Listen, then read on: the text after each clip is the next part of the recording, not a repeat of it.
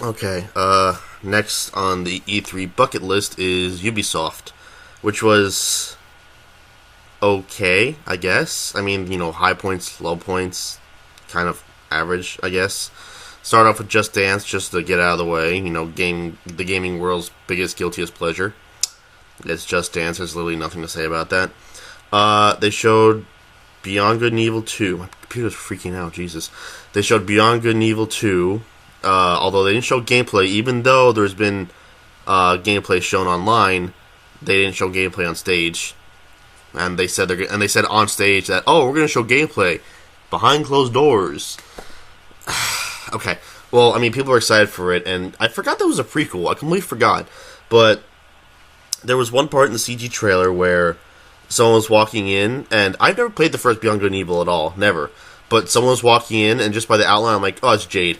And all of a sudden, it pans up, Jade? And yeah, it was Jade. I guess she's the villain. I guess she's the villain before she turns hero. Is that something the backstory of one? I don't know.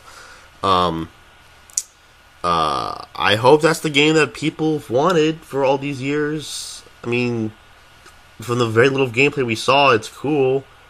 But, I guess we'll have to see.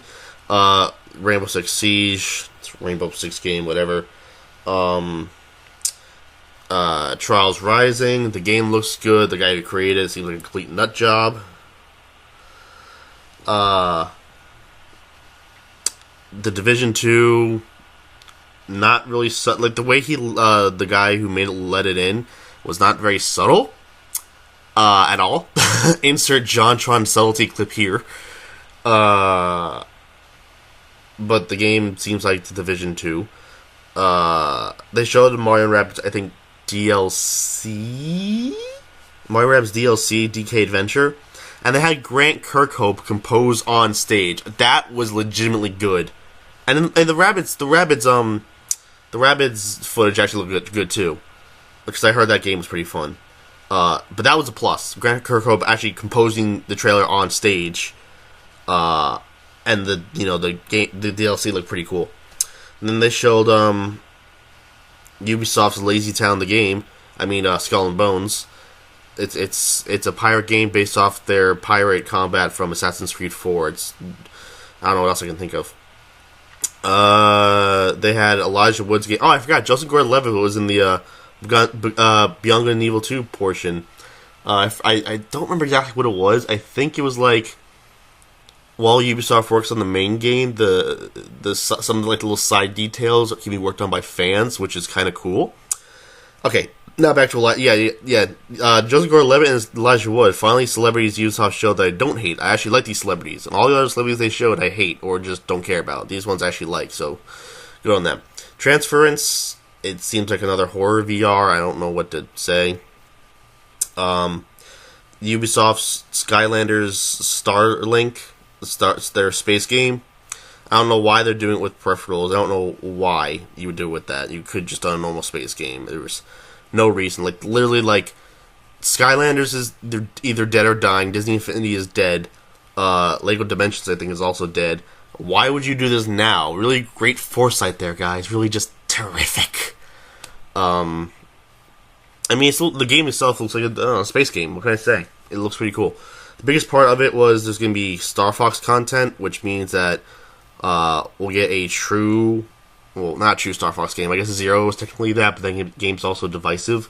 But like a true Star Fox game, like fully like space adventure, not just like level to level, but like a full-on like space adventure kind of thing. Like, I guess choosing where to go, kind of like No Man's Sky, but good and action in space and shit. I don't know. The trailer was cut in a weird way, and I haven't looked up anything for Starlink because I don't really care about it. They showed, I guess, more patches and DLC and stuff for Honor. I heard the game's fun, but the always online thing, like, I originally was hyped for Honor back in, 2015? 15, I think.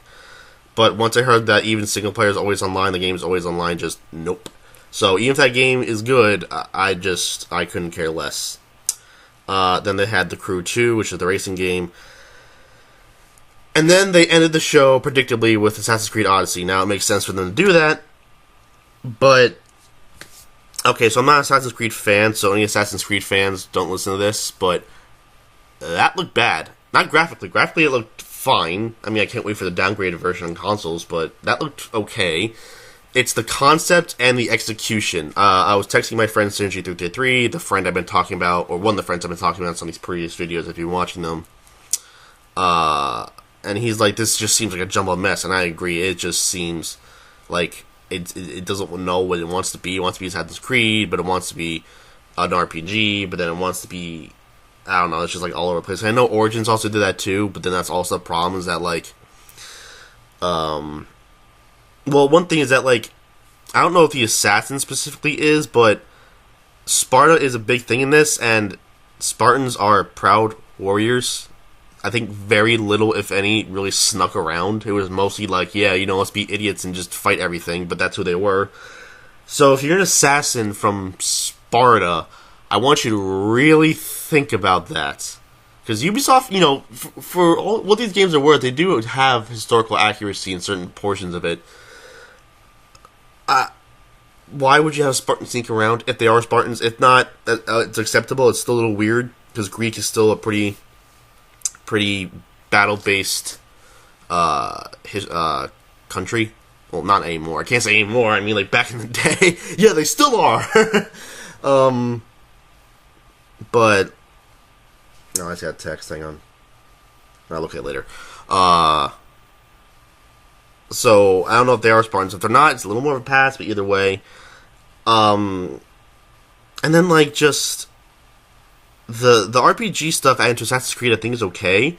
But, like, they just can't figure out how to make the combat work. They want to be stylish, cinematic, but also an actual game. But they're leaning more towards the stylish and cinematic part. And while you can do that, they're doing it more like... less like a game and more like real life, which in some, I guess, makes sense, but at the same time, it doesn't help for a game. It's not fun for a game. And I thought Origins was supposed to fix that, was more one-on-one based combat, because I remember from the previous Assassin's Creed games, it was like, you can fight, but you might as well just counter everything, because I think most of the counters, if not all of them, are just insta-kills. Which is like, huh? So if they were trying to do more of a combat-based thing, which makes sense for Sparta, you know, combat-based Assassin's Creed, it seemed like the counter still were insta-kills, even though you had the enemy's health bar on screen. Like, what's the point of having a health... Like, insta-kills I'm usually okay with, only if it's, like, for a boss fight, or, like, one specific type of enemy in the entire game. Or it can be a combat mechanic, but it's really hard to pull off. But... if you have an enemy on screen and they have a health bar, why waste time attacking? Wait for the perfect moment and just insta kill them. It's like, why bother? Why bother? And then also, like, Origins took like what, a year off because we wanted something different from, or I guess not we, the fans wanted something different from Assassin's Creed. And then this one just comes out a year later anyway. It's like we took a year off to learn from our mistakes to go back and just do yearly again. I don't know.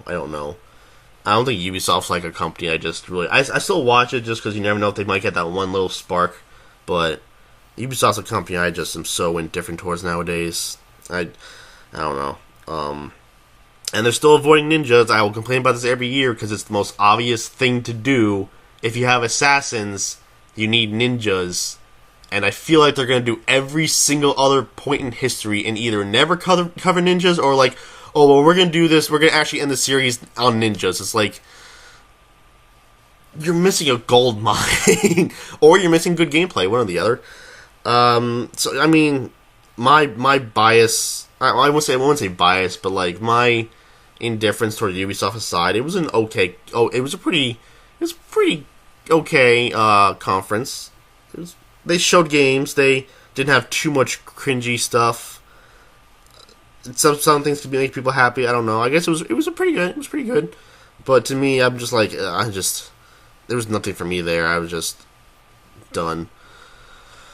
I'm gonna get a lot of hate for this one.